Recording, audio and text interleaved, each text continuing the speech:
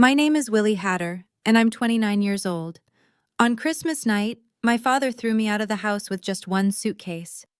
Not because I'd done anything wrong, but because my stepmother said she couldn't stand seeing me anymore, and her daughter wanted my room. A little after 10 p.m., my father stood right on the doorstep, looked me straight in the eyes, and said, "This house isn't yours anymore." I didn't argue. I didn't ask why. I picked up my suitcase and stepped out of the home I'd lived in for 11 years.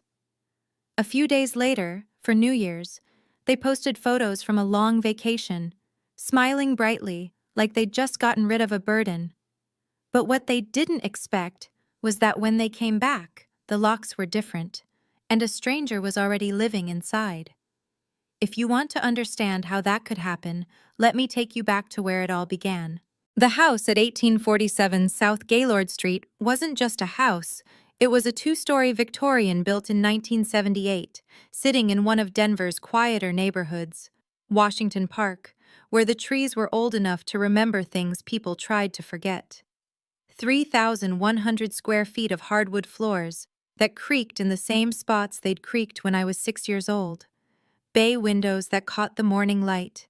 And in the back, behind a white fence that needed painting every 3 years, there was a rose garden. My mother planted those roses in 2009. I was 8. 23 bushes, each one chosen for a different reason I didn't understand at the time. She told me their names like they were people. Double Delight, Mr. Lincoln, Peace. When I was 12, she said something I didn't think much about. We were pruning the Mr. Lincoln, deep red, her favorite, and she looked at me and said, "This house will always be yours, sweetheart, no matter what happens to me."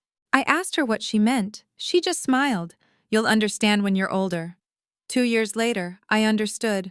The diagnosis came in March of 2011, stage 4, pancreatic cancer.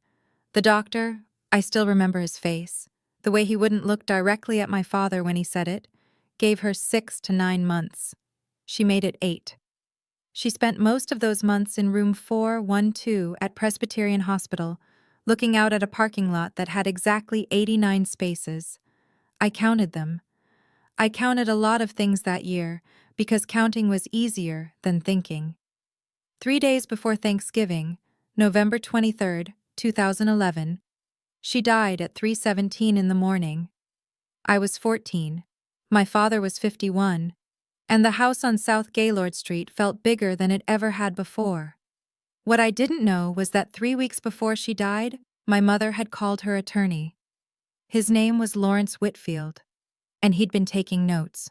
I found out about the will much later, not from my father, from the documents themselves. On October 18th, 2011, about a month before she died, my mother had signed a legal document in the presence of 2 witnesses and a notary public. It was filed with the Denver Probate Court under case number W-2011-4583. The language was clear. Upon her death, the house would transfer into a trust. And when I turned 25 years old, ownership would transfer to me. Full ownership. My father could live there until that date, but it was never his. On November 8, 2011, 15 days after my mother died, Lawrence Whitfield sent my father an email. I've read it so many times I can recite it.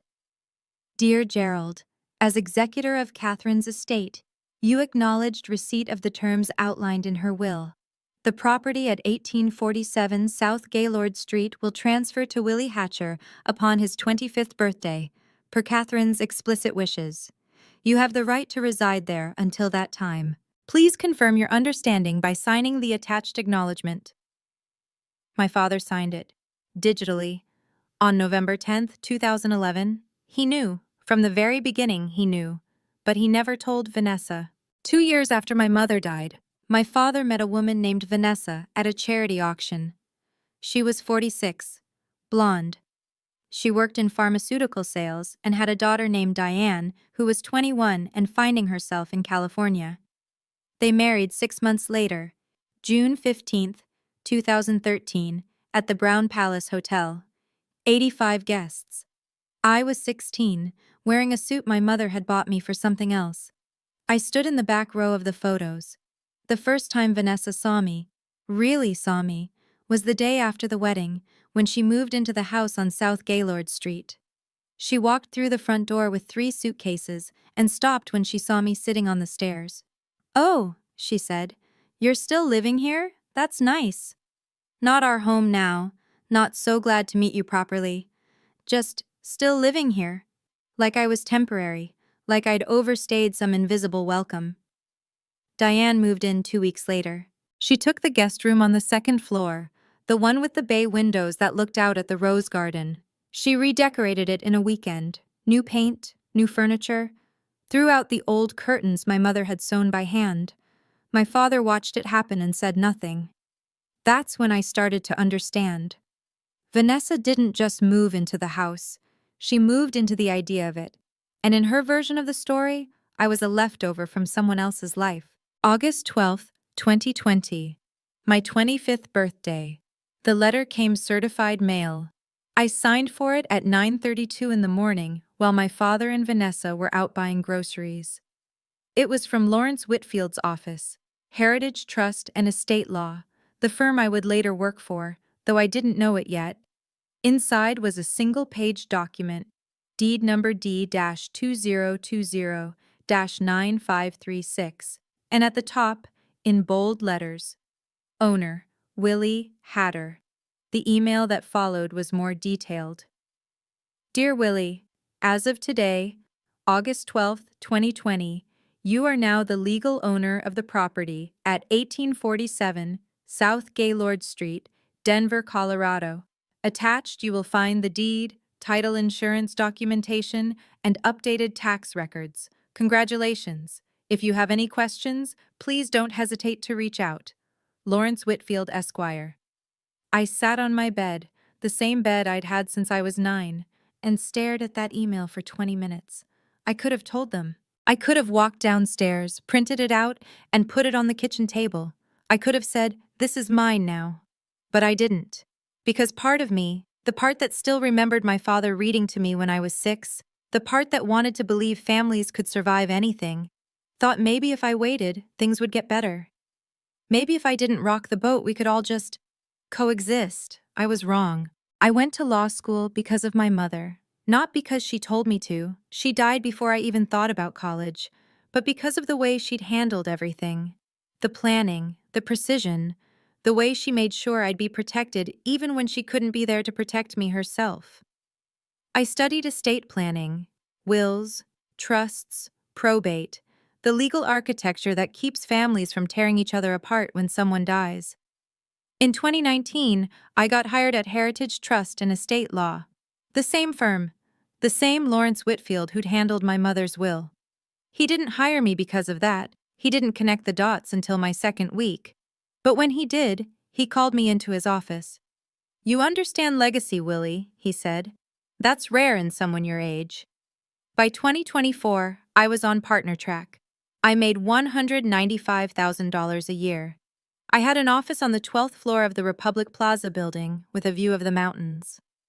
I helped families protect the things they'd built. I wrote wills for people who wanted to make sure their children wouldn't have to fight over what was left behind.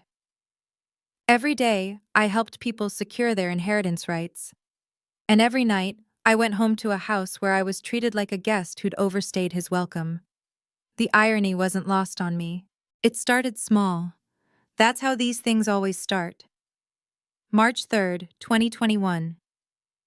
I came home from work to find an email waiting for me, not from a client, from Vanessa. Subject line, house contribution.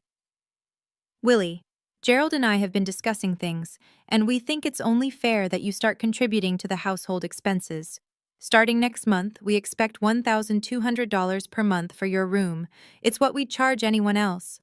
I hope you understand. V. $1,200 a month, for a room in a house I legally owned. Diane, meanwhile, paid nothing. She'd moved back from California 6 months earlier, temporarily, and set up in the largest bedroom upstairs. She didn't work. She called herself a social media consultant, which, as far as I could tell, meant she posted photos of her coffee and made about $65,000 a year through some kind of influencer arrangement I never fully understood. I could have said no, could have forwarded her the deed, could have ended it right there, but I didn't. I paid $1,200 a month, every month for the next 3 years. $43,200 total, into an account that wasn't even theirs. I kept every receipt. In May of 2022, Vanessa decided she wanted a patio. Not just any patio, a full outdoor entertainment space with built-in seating, a fire pit, and ambient lighting. She'd seen it on some home renovation show and decided that's what the backyard needed. There was just one problem: the rose garden. 23 bushes, planted by my mother, 13 years old, some of them still blooming every June like clockwork. Vanessa wanted them gone. "They're half dead anyway," she said one Saturday morning, standing at the kitchen window with her coffee. "And they take up so much space. We could do something actually useful back there." I was sitting at the counter, reading case files. I looked up. No. It was the first time I'd said no to her, ever. She turned, stared at me like I'd spoken a language she didn't recognize. "Excuse me?" "The roses stay." My father walked in, heard the tail end, looked between us. "Vanessa's right, son," he said, not angry, just tired. "It's been 11 years. Your mother wouldn't want you holding on to the past like this. Time to move on." Time to move on. Like my mother was a phase, like the garden was a relic I needed to let go of. I didn't argue further, but the roses stayed. And Vanessa didn't take it well. Diane came home for Christmas in 2023 with a new Jeep Wrangler. Bright red, lifted suspension, custom rims. She was very proud of it. The problem was the garage. We had a 2-car garage. My father parked his Subaru on the right. I parked my Tesla Model 3 on the left. It had been that way for 3 years. Diane pulled into the driveway, walked inside, and announced she needed the garage spot. "Just for a few days," she said, "until I figure out where I'm staying long term." My father nodded. "Willie, you don't mind parking on the street for a bit, do you? Just temporary." I minded. But I moved my car. Those few days turned into 8 months. December, January, February, March, April, May, June, July. My Tesla sat outside through one of Denver's wettest winters on record. Bird droppings, tree sap. Someone keyed it in February, just a small scratch, but still. Meanwhile, Diane's Jeep stayed warm and dry in my spot.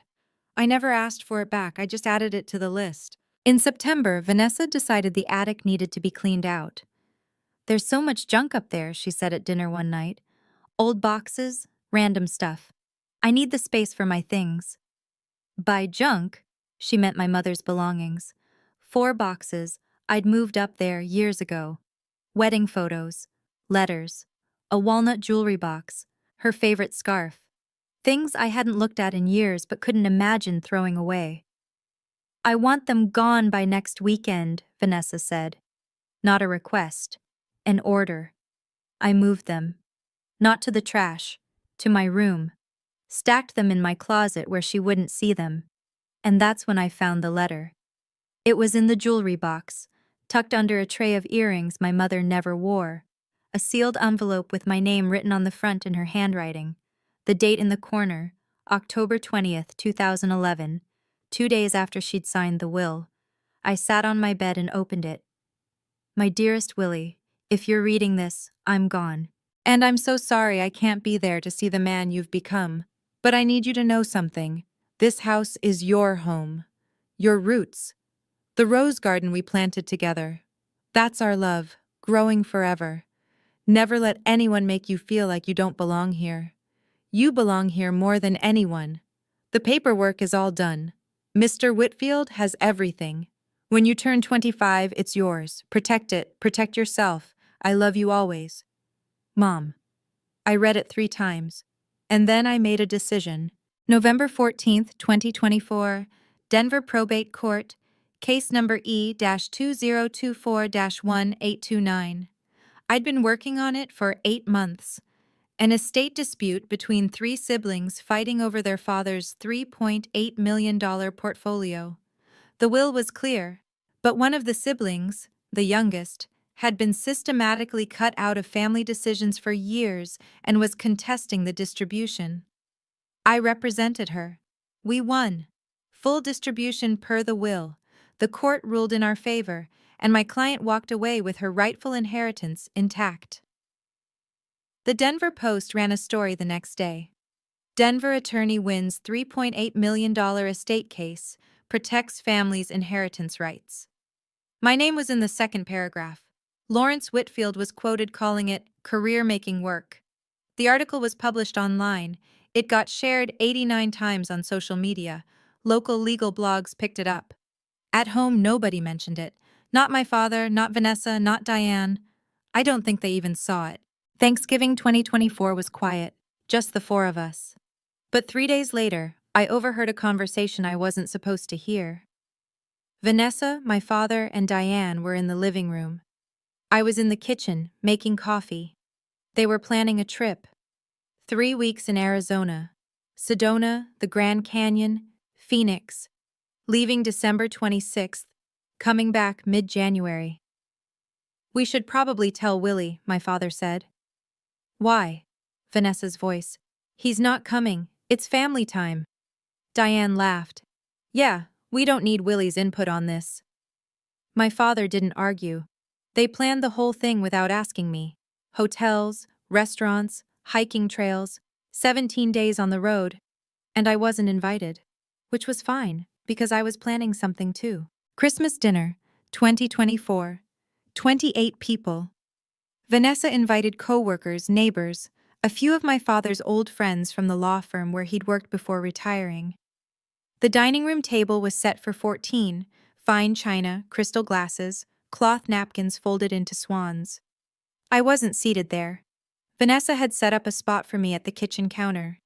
6 feet away from the main table, a paper napkin, a regular plate, not the china. A folding bar stool that wobbled slightly when I sat down. She didn't explain. She just gestured toward it when I walked in and said, "You're over there, Willie. We needed the table for everyone else." Everyone else. I sat down. I could see everything from where I was. The toasts, the laughter, the way Vanessa introduced Diane to her co-workers. "This is Diane, our daughter. She's doing amazing things with social media marketing." And then, almost as an afterthought, she gestured vaguely in my direction. "And that's Willie, Gerald's son. Not our son. Not even Willie, who lives here too. Just Gerald's son. Like I was an accessory, a footnote." I ate my food. I didn't say anything. I heard every word they said, and they forgot I was there. At 9:15 p.m., Diane stood up and tapped her glass. Everyone quieted down. "So," she said, smiling wide, "I have some news. I'm moving back to Denver, permanently." Applause. Congratulations. Vanessa beamed. "I'm thinking about getting a place," Diane continued, "but honestly, I might just stay here for a bit while I look. I'll need a bigger room though, a proper home office setup.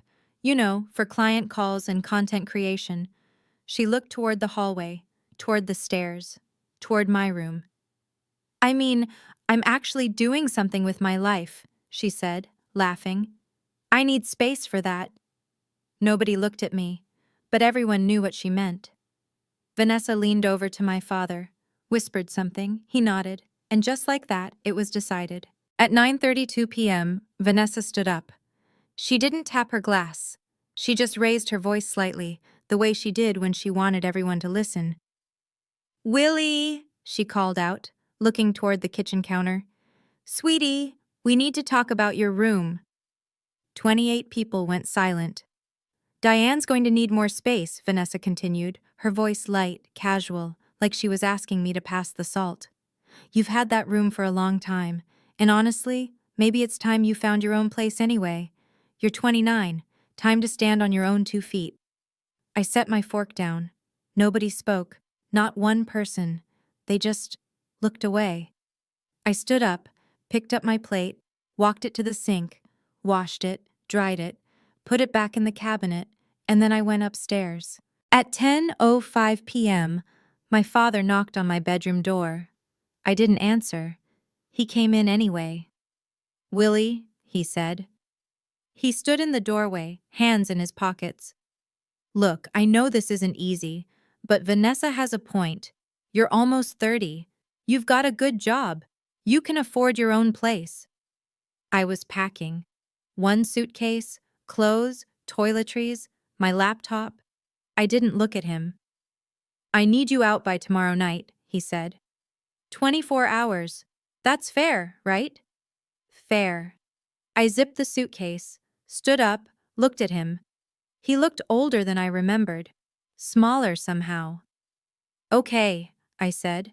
He blinked. "Okay?" "I'll be gone tonight." He opened his mouth, closed it. "Tonight? Willie, you don't have to." "I'll be gone in 10 minutes." And I walked past him. I carried my suitcase downstairs. The party was still going. People were in the living room laughing about something. I didn't stop to say goodbye. My father followed me to the front door. "Willie," he said. "Wait." I stopped, turned. He looked at me. And then he said the thing I'll never forget. "This house isn't yours anymore, Willie." It was 10:15 p.m. The temperature outside was 28 degrees. I was holding one suitcase with everything I'd decided I needed. I wanted to tell him. I wanted to pull out my phone, show him the deed, show him the email from Lawrence Whitfield, show him everything. But I didn't. Not yet. I walked out. The door closed behind me. I heard Vanessa's voice from inside. Bright, cheerful. "Well, that went better than expected. More wine, anyone?" Laughter. I got in my car, the Tesla that had been parked on the street for 8 months, and drove to the Hampton Inn downtown Denver. Room 506, $93 a night. I checked in at 10:38 p.m. and then I made 3 phone calls. The first call was to Uncle Philip, my mother's younger brother, 52 years old, an architect who lived in Boulder about 30 miles north. We'd stayed in touch over the years, not close but steady. Birthday cards, occasional dinners. He'd been at my law school graduation. He answered on the second ring. "Willie, it's late. You okay?" "I need your help," I said. There was a pause. Then, "I've been waiting for this call for 4 years." He knew, of course he knew. My mother had told him everything before she died. "What do you need?" he asked. "Do you still have the copies? Of the will? The letters?" "Everything," he said. "I kept it all. Your mom made me promise. I'll be there first thing tomorrow morning." He hung up. I stared at the hotel room ceiling, one down. The second call was to Lawrence. I know, calling your boss at 10:52 p.m. on Christmas isn't exactly protocol. But Lawrence wasn't just my boss. He was the attorney who'd handled my mother's estate. He'd sent that email to my father in 2011. He knew the whole story. "Willie?" His voice was alert despite the hour. "What's wrong?" I told him. All of it. The dinner, the ultimatum, the doorstep. When I finished, he was quiet for exactly 5 seconds. Then, "You're the legal owner. You have every right. Let me handle the paperwork. Pro bono." "Lawrence, Willie, I helped your mother set this up because she wanted you protected. She'd want me to help you now. I'll draft the notice to vacate tonight. You'll have it by morning." He paused. "Justice isn't revenge, Willie," he said, "but it sure feels good when it's legal." The third call was to Sarah Mitchell. We'd worked together on a case 6 months earlier. Her client had needed estate planning after a contentious divorce. We'd stayed in touch. She was good, fast, discreet. "Sarah, I need a favor." "At 11 p.m. on Christmas?" She laughed. "Must be important. I need to rent out a house, as soon as possible, to someone trustworthy. A family." "How soon?" "Move in January 3rd, she whistled. "That's tight. What's the property?" I gave her the address. The details. 3,100 square feet. Victorian. Rose Garden. Washington Park. I know that neighborhood, she said. What's the rent? $2,800 a month. I have a family, she said immediately. Young couple, 2 kids, relocating from Kansas. They're looking for exactly this. They need a place by New Year. Perfect. Willie, she said carefully. Whose house is this? Mine. There was a beat of silence. Okay then, she said. I'll call them first thing tomorrow. I didn't sleep much that night. I kept thinking about the timeline. My father and Vanessa were leaving for Arizona on December 26th. I'd seen the itinerary. Vanessa had left it on the kitchen counter a week earlier. Departing at 6 a.m., 17-day road trip. Sedona, the Grand Canyon, Phoenix, Tucson. They wouldn't be back until January 16th. 3 weeks. That gave me 18 days to execute everything. Legally, cleanly, irreversibly. Lawrence sent me the draft at 7:15 a.m. on December 26th. I was sitting in the hotel breakfast area, drinking bad coffee and watching the parking lot. My phone buzzed. The email had an attachment, a PDF, professionally formatted, legally airtight. Notice to vacate, to Gerald Hatter and Vanessa Hatter, from Willie Hatter, legal owner. RE, property at 1847 South Gaylord Street, Denver, Colorado, 80210. As the legal owner of the above property, deed number D-2020-9536, recorded August 12, 2020, I hereby provide notice that you are required to vacate the premises by January 2, 2025. This notice is provided in accordance with Colorado landlord-tenant law. Failure to vacate by the specified date will result in formal eviction proceedings. Please arrange for the removal of all personal belongings by the stated date. Sincerely, Willie Hatter, Esquire. At 8:30 a.m., 30 minutes after my father and Vanessa left for Arizona, I sent it. Certified mail. Tracking number 9534-8820-1623-5511. And email. To both of them. They were somewhere on I-25 South, probably listening to music, probably talking about how nice it was to have more space now that I was gone. They wouldn't check their email for hours. By then, it would be too late. December 27th, 2 p.m. I hired a locksmith, a company called Rocky Mountain Security. They sent a guy named Steve, mid-50s. Didn't ask questions. You sure about this? He said, looking at the house. Looks like someone still lives here.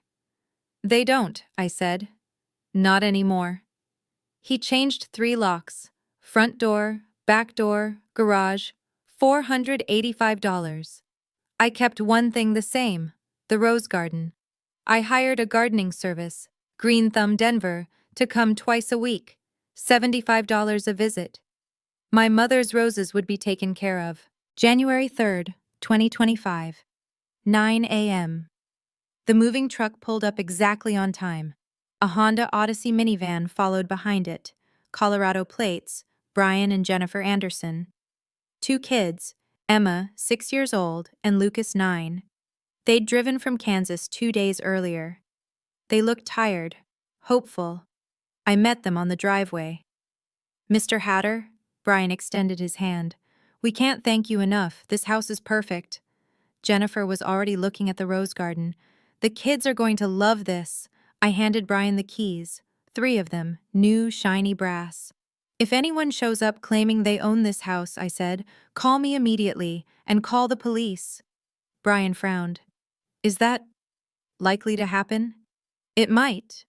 He nodded slowly. Understood. I showed them the letter from my mother, the one about the roses, about how they were planted with love, how they needed care. Jennifer read it twice. When she looked up, her eyes were wet. We'll take good care of them, she said, I promise. January 16th, 2025, 4:30 p.m. My father's Subaru pulled into the driveway. I wasn't there. I was at my office working on a new case, but Brian called me 2 minutes later. Mr. Hatter, he said, his voice tight. "They're here." "Who?" "A man and a woman. They just tried to use a key on the front door. It didn't work. They're pretty upset." "Did you call the police?" "I'm about to." "Do it," I said. "I'll be there in 20 minutes." I hung up, leaned back in my chair, and smiled. According to Brian's account, which he gave me later that night over the phone, my father tried 3 different keys: front door, back door, garage. None of them worked. Vanessa was standing behind him, arms crossed, her face getting redder with each failed attempt. "What the hell is going on?" she said. "Did Willie change the locks?" "He can't do that," my father said, but his voice wasn't confident. "This is our house. He can't just—" That's when the door opened. Brian is 6'2", former college linebacker. He opened the door slowly, one hand on the frame. "Can I help you?" he asked. My father stared at him. "Help me? This is my house. Who the hell are you?" Behind Brian, 2 kids, Emma and Lucas, peeked around the corner, curious. "I'm Brian Anderson," Brian said calmly. "I live here. I have a lease." Vanessa shoved forward. "A lease? With who?" "With the legal owner." "That's US," Vanessa shouted. Brian held up a piece of paper. "According to this, the legal owner is Willie Hatter, and I've been renting from him since January 3rd. The lease was 12 pages, professionally drafted, notarized. On the first page, in bold letters, landlord, Willie Hatter, Esquire, owner, deed number D-2020-9536. Tenant, Brian and Jennifer Anderson. Property, 1847, South Gaylord Street, Denver, Colorado, 80210. Term, 12 months. Rent, $2,800 per month. Signed January 2nd, 2025. Vanessa grabbed the paper out of Brian's hand. "Read it once, twice, and then she started screaming. "This is fraud!" she shouted. "Willie doesn't own this house. We do. This is illegal." Brian didn't move. "Ma'am, I have a legal lease. If you have a dispute about ownership, you'll need to take that up through the courts." "You're going to jail for this!" Vanessa turned to my father. "Call the police, now!" My father was pale, staring at the lease like it was written in another language. Brian stepped back slightly. "I already called them," he said. "They should be here in a few minutes." Neighbors were starting to come outside. 3 houses down, someone was watching from their porch. Vanessa was still shouting. Something about lawyers, about theft, about how she'd have Brian and me both arrested. And then the police arrived. 2 officers, Martinez and Chen. They pulled up at 5:15 p.m., parked at the curb, and walked up the driveway slowly. Officer Martinez did most of the talking. "What's the situation here?" Everyone started talking at once. Martinez held up a hand, one at a time. Brian went first, calm, clear. He handed over the lease, explained he'd been living there for 2 weeks, showed his ID, his rental agreement, his proof of payment. Officer Martinez looked at my father. "Sir, do you have documentation proving ownership?" My father opened his mouth, closed it. I've lived here for years," he said. "Decades." "That's not what I asked." Martinez pulled out his phone, took 30 seconds, pulled up the Denver County property records online. "According to this," he said, "the current owner is Willie Hatter, deed recorded August 2020. Vanessa sputtered. "That's wrong. That has to be wrong." "Ma'am, I need you to calm down. We own this house." Martinez looked at my father again. "Sir, Mr. Anderson has a valid lease from the property owner. You'll need to resolve this through legal channels. I need you to leave the property now." They left. They had to, but not quietly. Vanessa was on her phone before they even reached the car, calling me, over and over. 5:22 p.m. Call 1. I didn't answer. 5:24 p.m. Call 2. Voicemail. 5:27 p.m. Call 3. Voicemail. 5:30 p.m. Call 4. Text. Call me now. 5:33 p.m. Call 5. My father this time. Voicemail. 5:35 p.m. Call 6. Vanessa again. 5:38 p.m. Call 7. 5:42 p.m. Call 8. 18 calls in 20 minutes. I listened to the voicemails later, all of them. My father's voice was shaking. Willie, what have you done? Call me back, please. We need to talk about this. Vanessa's was fury. You little thief! You think you can steal our house? I'll have you disbarred. I'll ruin you. I saved every single one. And I didn't call back. January 17th, 10:08 a.m. I was reviewing a trust amendment when my assistant buzzed me. Mr. Hatter, she said, her voice careful. There are 2 people here to see you. They say they're family. They seem upset. I looked up from my desk. Out my window I could see the mountains. Clear sky. 26 degrees outside. Who are they? A Mr. Gerald Hatter and a Miss Vanessa Hatter. I leaned back in my chair. Send them in, I said, and ask Mr. Whitfield if he's available to join us. They came in like a storm. Vanessa first, my father behind her. She was still wearing the same clothes from yesterday. Her eyes were red. You stole our house! She shouted before the door even closed. You forged documents! You— Sit down, I said. Don't you dare tell me to— Sit down. My father pulled out a chair. Sat. Vanessa stayed standing for another 10 seconds, then dropped into the seat beside him. Lawrence Whitfield walked in. 2 associates followed him. Witnesses. Lawrence, I said, thank you for joining us. He nodded, took a seat across from my father. Vanessa looked between us. What is this? This, I said, is a meeting. You wanted to talk, so let's talk. I opened my desk drawer, pulled out a folder. Inside was a single document. I placed it on the desk, slid it across to my father. Read it, I said. He picked it up. His hands were shaking slightly. Deed. Property transfer. Property, 1847, South Gaylord Street, Denver, Colorado, 80210. Owner, Willie Hatter transfer. Date, August 12th, 2020. Previous. Owner, Catherine Hatcher. Trust deed. Number D-2020-9536. Official Denver County seal at the bottom. Embossed. Undeniable. Vanessa leaned over, read it, and went white. This is fake, she whispered. It's not, Lawrence said. His voice was gentle but firm. I filed it myself. Lawrence pulled out his own folder, thicker than mine. Would you like me to read the relevant section of Catherine's will? He asked. My father closed his eyes. Please, I said. Lawrence opened the document, found the page, read aloud.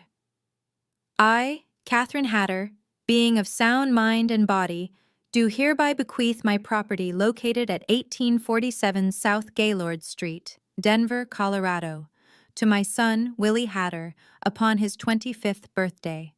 My husband, Gerald Hatter, may reside at the property until said date, at which time full ownership transfers to Willie. This is my final wish, made freely and without coercion. Lawrence looked up.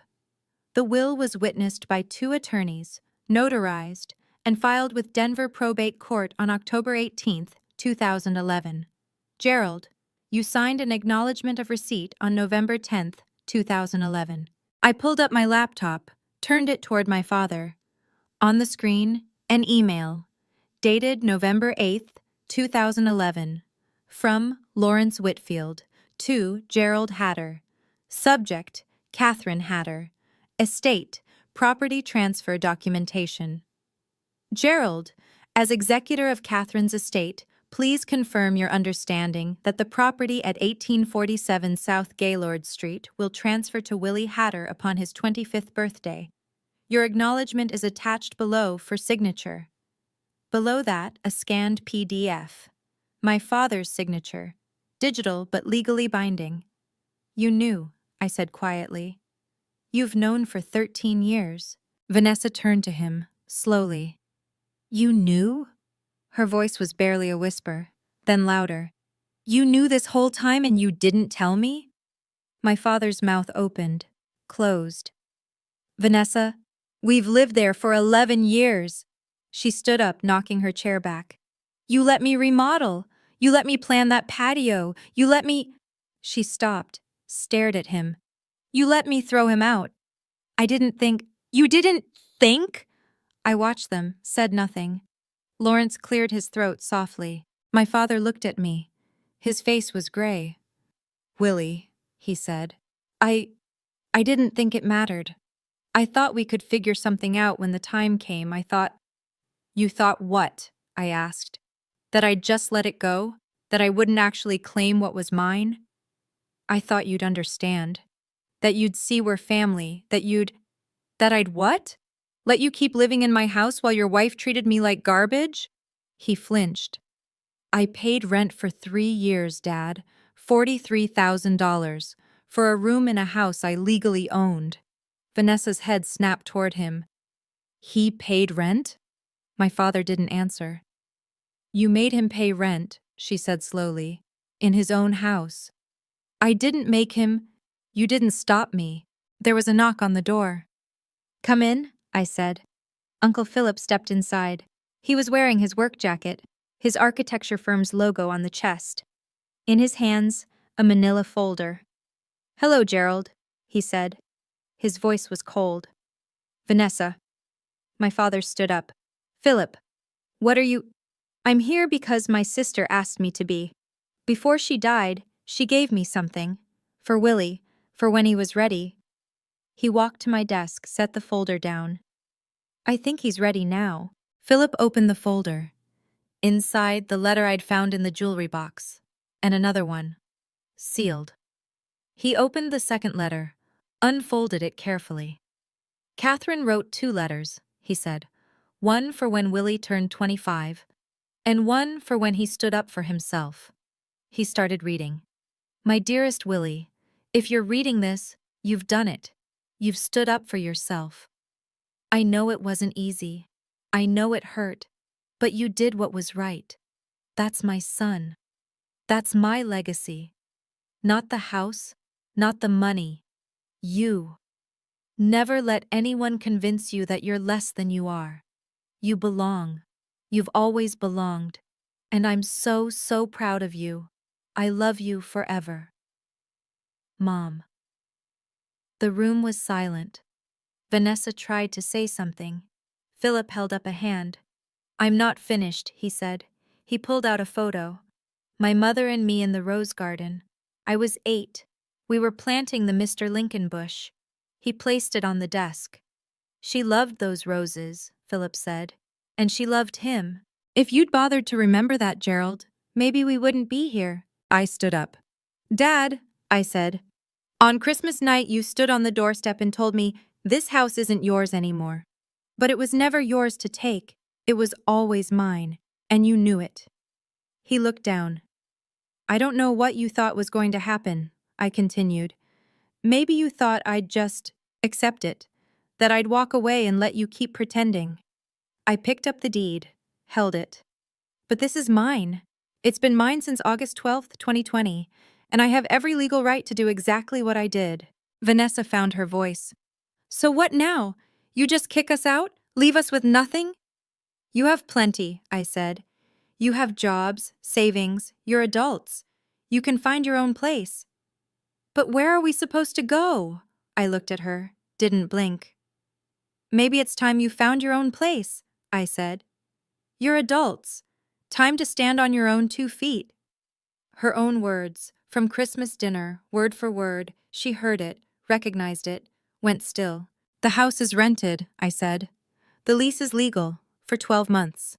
If you want to challenge it, file a lawsuit. But we both know you don't have grounds. Lawrence and the 2 associates stood. This meeting is over, I said. My father tried one more time. Willie, please, can't we just… No. I sat back down, turned to my computer. Close the door on your way out. They left, and I went back to work. The extended family found out within hours. My father's sister, Aunt Margaret, called Uncle Philip. Philip told her everything. She told her kids, they told their cousins. By that evening, the family WhatsApp group, Hatter Family, 23 members, was exploding. Cousin Julie.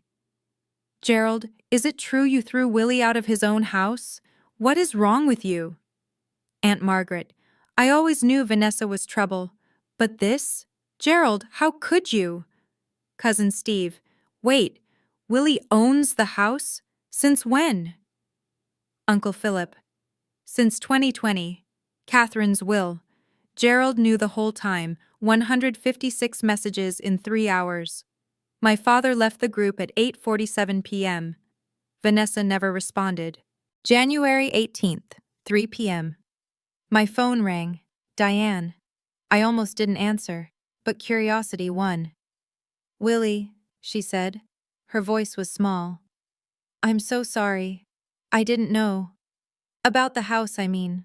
I swear, I had no idea. Okay. Maybe we can work something out.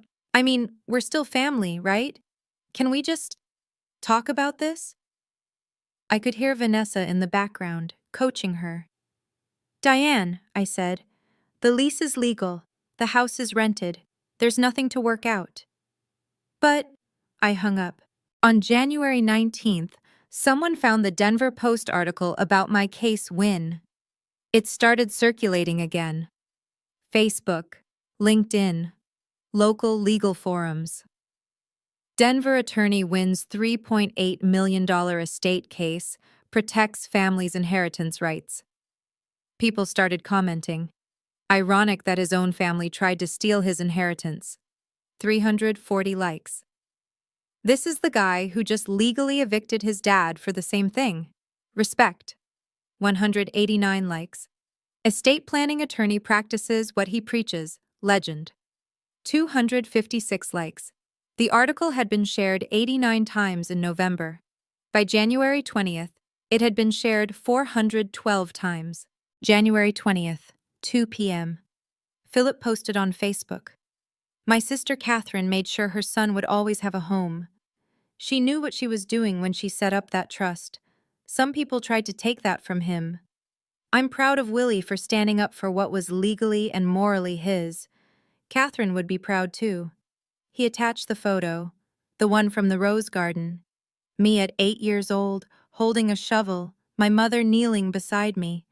230 reactions in 4 hours. Vanessa's friends started unfollowing her. January 22nd, 9:15 a.m. An email from Gerald Hatter. Subject, can we talk? Son, I know I made mistakes, a lot of them. I should have been honest with Vanessa from the start. I should have stood up for you. I should have done a lot of things differently. But we're still family. Can't we sit down and talk about this like adults? Maybe there's a compromise we haven't thought of. Please. Dad. I read it twice. There was no apology for Christmas, no acknowledgement of the rent, no mention of the roses, the parking spot, the attic, the years of small cruelties, just a request for compromise. I didn't respond. January 25th, 3 p.m. A text from Jennifer Anderson, with photos. Emma, 6 years old, blonde pigtails, kneeling in the rose garden, holding a pink bloom. Lucas building a small fort near the fence. The kids love the roses. Emma wants to learn about gardening. We read your mother's letter to her.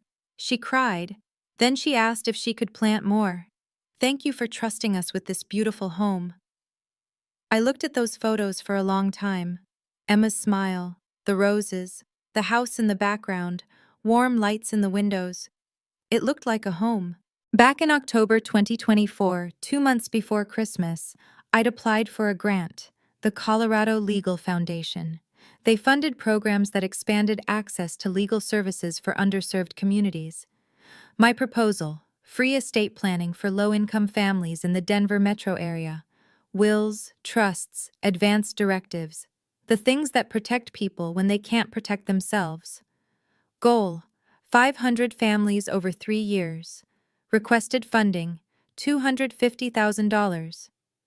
I'd written the proposal on a Sunday afternoon, sitting in my room, the room that used to be mine, thinking about my mother, about what her planning had given me, about what happens to people who don't have that. I submitted it on October 15th, and then I waited. January 20th, 11 a.m. I was in a client meeting when the email came through. From Colorado Legal Foundation. Subject: Grant Award Notification. Dear Mr. Hatter, congratulations.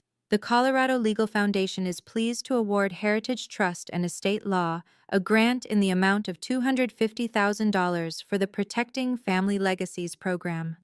Your proposal demonstrated a clear understanding of the barriers facing low-income families in securing their estates, and we believe this program will have significant impact. Press release scheduled for January 28th. Angela Torres, Director of Grants. I read it 3 times. Lawrence knocked on my door 10 minutes later, walked in with a bottle of champagne. This, he said, grinning, is why you do this work. January 28th, 11 a.m., Colorado Legal Aid Office, downtown Denver. 8 news outlets showed up. I stood at a podium with Angela Torres and Lawrence Whitfield beside me. Every family deserves to protect what they've built, I said, reading from notes I'd written the night before. My mother made sure I had that protection. This grant will help 500 other families do the same. Cameras flashed. A reporter from Channel 9 raised her hand. Mr. Hatter, there's been some attention recently about your own family situation. Did that influence this work? I paused. I've seen firsthand, I said carefully, what happens when estate planning is done right. And what happens when families don't understand the documents they sign. Education matters. Access matters. That's what this program is about. I didn't mention names, but everyone knew. The Denver Post picked it up. So did NBC's local affiliate. Colorado Public Radio did a 5-minute segment. The quote they kept using, "Estate planning isn't just for the wealthy, it's for anyone who wants to protect the people they love." By evening, the story had been shared 218 times. My phone buzzed at 6:30 p.m. A text. From my father. "I saw the news. Congratulations on the grant. Your mother would be proud." I stared at it, read it again, put my phone face down on the desk. I didn't respond to the text, but I thought about it. My mother would be proud. Maybe. Or maybe she'd be sad. Sad that it came to this. That her husband couldn't honor the wishes she'd laid out so carefully. That her son had to fight for what was already his. I didn't know. All I knew was this. I'd done what was right. Legally, morally. And that had to be enough. July 15th, 2025. Mid-year report for the Protecting Family Legacies program. 183 families. 183 wills drafted. 183 homes protected. We were ahead of schedule. One of those families was a single mother with stage 3 breast cancer. 2 kids, 8 and 11. No savings, but a small house her parents had left her. She came into our office terrified that if she died, her ex-husband would take everything. We set up a trust, guardianship documents, everything she needed. She cried when we handed her the paperwork. "Thank you," she said. "I can sleep now." I thought about my mother. I drove to the house on South Gaylord Street in early July, not to check on them, they'd been perfect tenants, but because it was time to discuss lease renewal. Jennifer answered the door. "Mr. Hatter, come in, come in." The house looked good, lived in, warm. There were toys in the living room, photos on the wall. And in the backyard, through the window, I could see the rose garden. 31 bushes now, 8 new ones, smaller, planted in a neat row. "Emma's project," Jennifer said, following my gaze. "She read your mother's letter, made it her mission to keep the garden going. We planted those in May. Emma ran in from outside, dirt on her knees, holding garden shears that were too big for her. "Mr. Willie," she shouted, "look, I planted new roses, just like the letter said." She grabbed my hand, pulled me outside. The new bushes were thriving, pink, yellow, white. "This one's called Peace," she said, pointing. "And this one's Dream Come True. And this one," she kept talking. I barely heard her. I was looking at the Mr. Lincoln bush, the one my mother and I had planted when I was 8. Still blooming, still strong. The letter came on July 8th. Handwritten, not typed, postmarked Phoenix, Arizona. I opened it slowly. "Willie, I failed you. I see that now. I chose comfort over honesty. I chose Vanessa's approval over your dignity. I chose the easy path, and I left you to suffer for it. I can't undo Christmas. I can't undo the years before. I can't undo the hurt. But I'm sorry, truly, deeply sorry. I don't expect forgiveness. I don't even know if I deserve the chance to ask for it. I just needed you to know. I'm sorry. Dad." It was the first time he'd said, "I failed you." Not mistakes were made. Not things got complicated. Just, "I failed you." I kept the letter, put it in a drawer, next to the deed, next to my mother's letters. I thought about responding, thought about calling him, but I didn't. Not because I was angry, not because I wanted him to suffer, just because I wasn't ready. Maybe one day, but not today. Forgiveness isn't about them, I'd learned. It's about me, about when I'm ready to let it go. And I wasn't there yet. Philip and I had started a tradition, dinner once a month. July's dinner was at Fruition Restaurant, 7 p.m. His treat. We talked about work, his latest project, a community center in Boulder, my caseload, the grant program. Over dessert, he got quiet. "Your mom always said you were stronger than you looked," he said. She was right. I didn't know what to say to that. He reached into his jacket, pulled out an envelope. "She left me 2 letters for you," he said. "You got the first one when you turned 25. This is the second." My hand froze halfway to the envelope. When was I supposed to get this? "When you were ready," he said. "I think you're ready now." I didn't open it at the restaurant. I waited until I got home, sat on my couch, turned off the TV. Just me and the letter. Postmarked October 21st, 2011. One day after the first letter. The envelope said, "For when he stands up." I opened it. "My dearest Willie, if you're reading this, you've done it. You've stood up for yourself. I know it wasn't easy. I know it hurt. I know you probably tried to keep the peace. That's who you are. That's what I love about you. But sometimes, sweetheart, keeping the peace means losing yourself. And I couldn't let that happen. This house is yours. But more than that, your dignity is yours. Your boundaries are yours. Never let anyone take those from you, not family, not anyone.